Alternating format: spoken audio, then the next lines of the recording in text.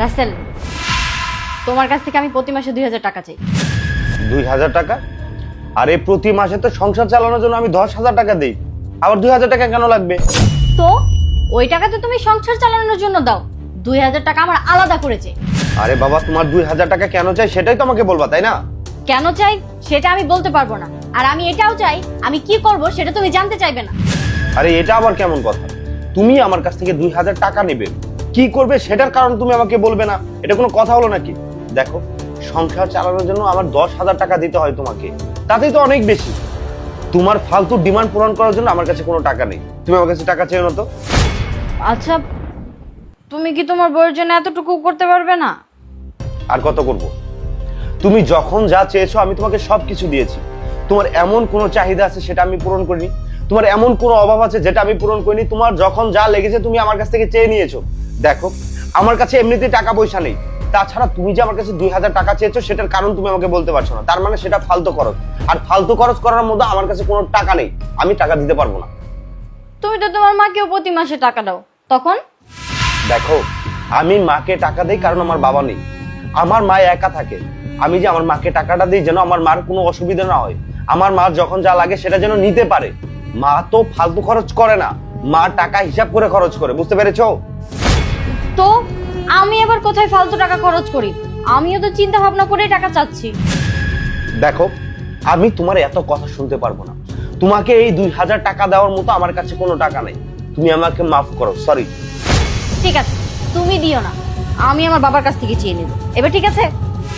বাহ, ভালো বুদ্ধি বের করেছো। এখন তুমি আমার শ্বশুরের কাছ থেকে টাকা চাও, আমার শ্বশুর মনে মনে চিন্তা করুক যে আমার মেয়ের জামাই আমার মেয়ের অভাব পূরণ করতে পারে না, সেজন্য আমার কাছে টাকা চাচ্ছে, তাই না? তুমি আমাকে আমার শ্বশুরের কাছে ছোট করতে যাচ্ছ। তো আমি আর কি করব? তোমার কাছে টাকা চাচ্ছি, তুমি তো আর দিচ্ছ না। লাস্ট অপশন হিসেবে তো আমার ওইটাই আছে, তাই না? দেখো, তুমি যে এত পরিমাণ জেদ করা শিখেছো না, ঠিক আছে, তোমাকে আমি প্রতি মাসে 2000 টাকা দেবো। আল্লাহর রাস্তে মাফ করো, আমাকে একটু কাজ করতে দাও। ঠিক আছে, থ্যাংক ইউ। যত সব রং।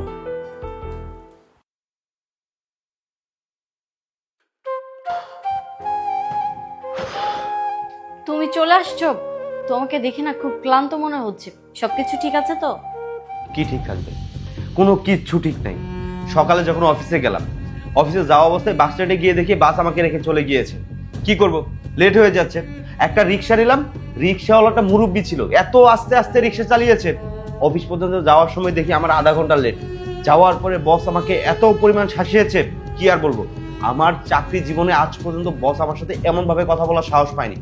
শুধুমাত্র আজকে লেট করার জন্য যে গালিগালাজগুলো আমি শুনেছি সেগুলো বলে বুঝাতে পারবো না। তারপর কি বললাম জানো?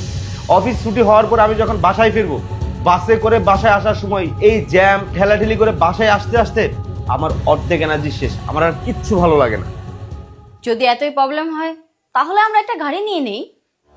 কি? গাড়ি নিয়ে নিব? তোমার কি মাথা ঠিক আছে?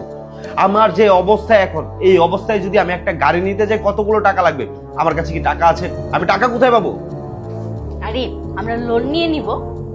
শোনো, লোন নিতে হলে ডাউন পেমেন্ট করতে হয়, আমার কাছে তো এখন কোনো টাকাই নেই।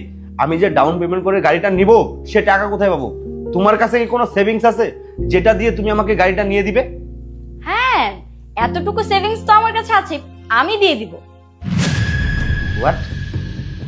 মানে আমি কিছু বুঝতে পারছি না। তোমার কাছে টাকা আছে, তাও আবার এতগুলো টাকা? আচ্ছা, তুমি এতগুলো টাকা কোথায় পেলে? তুমি তো জবও করো না। আমি জব করি না তাতে কি হয়েছে, আমি কিন্তু সঞ্চয় করতে জানি। তোমার কি মনে আছে প্রতি মাসে আমি তোমার থেকে 2000 করে টাকা নিই? কেন জানবো না? আমার সঠিকভাবে মনে আছে, এই 2000 টাকার জন্য তুমি আমার সাথে কত লড়াই করেছো। প্রত্যেক মাসে মাসে তোমাকে যেন আমি 2000 টাকা করে দিই, এর জন্য তুমি আমার সাথে ঝগড়া করেছো। হ্যাঁ, লড়াই কি আর এমনি এমনি করেছি? শোনো, আমাদের যাতে কোনো প্যারাশানিতে না পড়তে হয় সেজন্যই তো করেছি। আমি ছোট মাটির ব্যাংকে টাকা জমিয়েছি, শুধু তো সেখান থেকে জমাইনি, আমি আরো ছোট ছোট জিনিস থেকে সেভিংস করেছি।